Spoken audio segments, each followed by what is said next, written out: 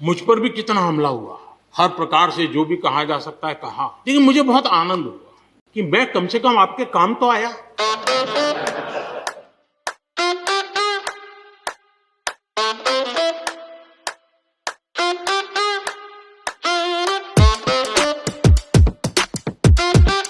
मैं श्रीमान डेरेक जी की बात सुन रहा था, बढ़िया बढ़िया शब्दों का प्रयोग हो रहा था, फ्रीडम ऑफ स्पीच, इंटिमिडेशन, हाउडिंग, जब शब्द सुन रहा था तो लग रहा था ये बंगाल की बात बता रहे हैं कि देश की बता रहे हैं।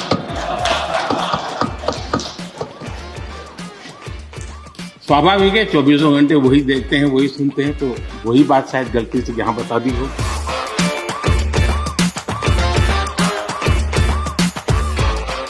कांग्रेस के हमारे बाजवा साहब भी काफी अच्छा बता रहे थे इस बात, और इतना लंबा खींच करके बता रहे थे तो मुझे लग रहा था बस आप थोड़ी देर में ये इमरजेंसी तक पहुंच जाएंगे।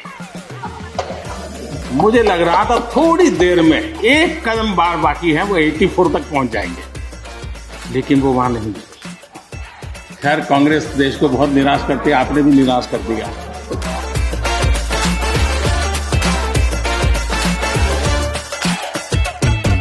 रुकावटें डालने से प्रगति कहां होती है जी। लेकिन मैं हैरान हूं, अचानक यू टर्न ले लिया भाई, ऐसा क्यों किया? ठीक है, आप आंदोलन के मुद्दों को लेकर के इस सरकार को घेर लेते, लेकिन साथ साथ किसानों को भी कहते कि भाई बदलाव बहुत जरूरी है, बहुत साल हो गए, अब नई चीजों को लेना पड़ेगा, तो देश आगे बढ़ता। लेकिन अब मुझे लगता है कि राजनीति इतनी हावी हो जाती है कि अपने ही विचार छूट जाते हैं। लेकिन जो ये सब कर रहे हैं अच्छा है। आदरणीय डॉक्टर मनमोहन सिंह जी यहाँ मौजूद है, मैं उन्हीं का एक कोट आज बहुत पढ़ना चाहता हूँ। हो सकता है जो यू टर्न कर रहे हैं वो मेरी बात माने या न माने, मनमोहन सिंह जी की तो बात जरूर मानेंगे। There are other rigidities because of the whole marketing regime set up in the 1930s which prevent our farmers from selling their produce where they get the highest rate of return. It is our intention to remove all those handicaps which come in the way of India realizing its vast potential as one large common market. ये आदरणीय मनमोहन सिंह जी का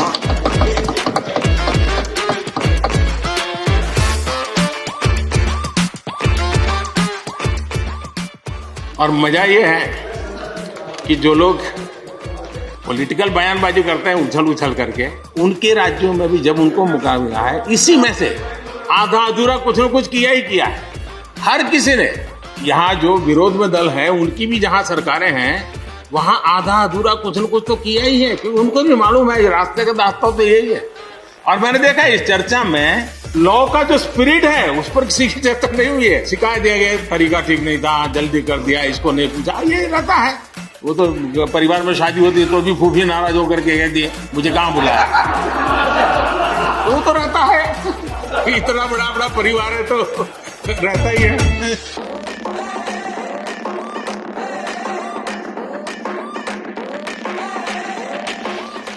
हम लोग कुछ शब्दों से बड़े परिचित हैं, श्रमजीवी, बुद्धिजीवी, ये सारे शब्दों से परिचित हैं। लेकिन मैं देख रहा हूं कि पिछले कुछ समय से इस देश में एक नई जमात पैदा हुई है, एक नई बिरादरी सामने आई है, और वो है आंदोलन जीवी। ये जमात आप देखोगे, वकीलों का आंदोलन है वो न वहां नजर आएंगे, स्टूडेंट का आंदोलन है वो वहां नजर आएंगे, मजदूर का आंदोलन है वो वहां नजर आएंगे, कभी पर्दे के पीछे कभी पर्दे के आगे। एक पूरी टोली है जो आंदोलन जीवी है। वो आंदोलन के बिना जी नहीं सकते हैं और आंदोलन से जीने के लिए रास्ते खोजते हैं। हमें ऐसे लोगों को पहचानना होगा, सब जगह पे पहुंच करके, और बड़ा आइडियोलॉजिकल स्टैंड दे देते हैं, गुमराह कर देते हैं, नए नए तरीके बता देते हैं। देश आंदोलन जीवी लोगों से बचे, इसके लिए हम सबको, और ये उनकी ताकत है। उनका क्या है, खुद खड़ा नहीं कर सकते चीजें, किसी की चल रही तो जाके बैठ जाते हैं, वो अपना जो जितने दिन चले चल जाता है उनका। ऐसे लोगों को पहचानने की बहुत आवश्यकता है। ये सारे आंदोलन जीवी परजीवी होते हैं।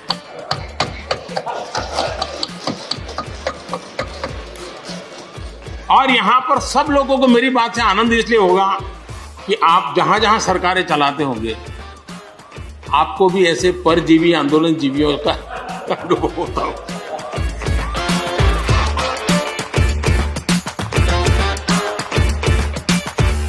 देश प्रगति कर रहा है, हम एफडीआई की बात कर रहे हैं, फॉरेन डायरेक्ट इन्वेस्टमेंट। लेकिन मैं देख रहा हूं इन दिनों एक नया एफडीआई मैदान में आया है। ये नए एफडीआई से देश को बचाना है। एफडीआई चाहिए, फॉरेन डायरेक्ट इन्वेस्टमेंट। लेकिन ये जो नया एफडीआई आज नजर का आ रहा है, ये नए एफडीआई से जरूर बचना होगा।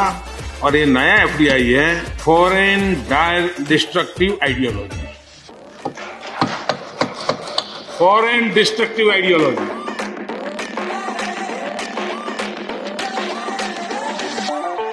मैं आदरणीय गुलाम नबी जी को सुन रहा था। वैसे भी बड़ी मृदुता, सौम्यता और कभी भी कटु शब्द का उपयोग न करना, ये गुलाम नबी जी की विशेषता रही है। और मैं मानता हूं कि हम सभी जो सांसदगण हैं, उन्होंने उनसे ये सीखने जैसी चीज है और इसलिए मैं उनका आदर भी करता हूं। और उन्होंने जम्मू कश्मीर में जो चुनाव हुए उसकी तारीफ की।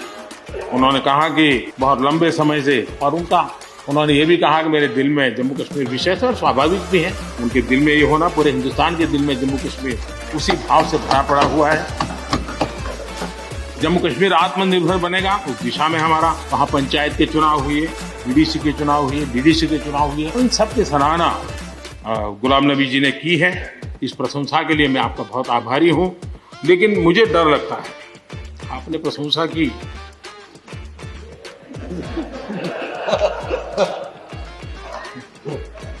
मुझे विश्वास है कि आपकी पार्टी वाले इसको उचित स्पिरिट में लेंगे। गलती से G23 की राय मान करके कुछ उल्टा न कर दे।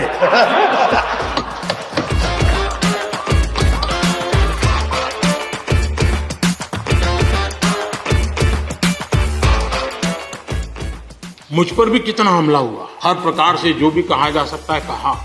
लेकिन मुझे बहुत आनंद हुआ कि मैं कम से कम आपके काम तो आया। देखिए, आपके मन में एक तो कोरोना के कारण ज्यादा जाना आना होता नहीं होगा, फंसे रहते होंगे और घर में भी खींच चलती होगी। अब इतना गुस्सा यहाँ निकाल दिया तो आपका मन कितना हल्का हो गया। आप घर के अंदर कितने खुशी चैन से समय बिताते होंगे। तो ये आनंद जो आपको मिला है, इसके लिए मैं काम आया, ये भी मैं अपना सौभाग्य मानता हूँ। और मैं चाहूंगा ये आनंद लगातार लेते रहिए, चर्चा करते रहिए, लगातार चर्चा करते रहिए, सदन को जीवंत बनाते रखिए। मोदी है, मौका लीजिए। बहुत बहुत धन्यवाद।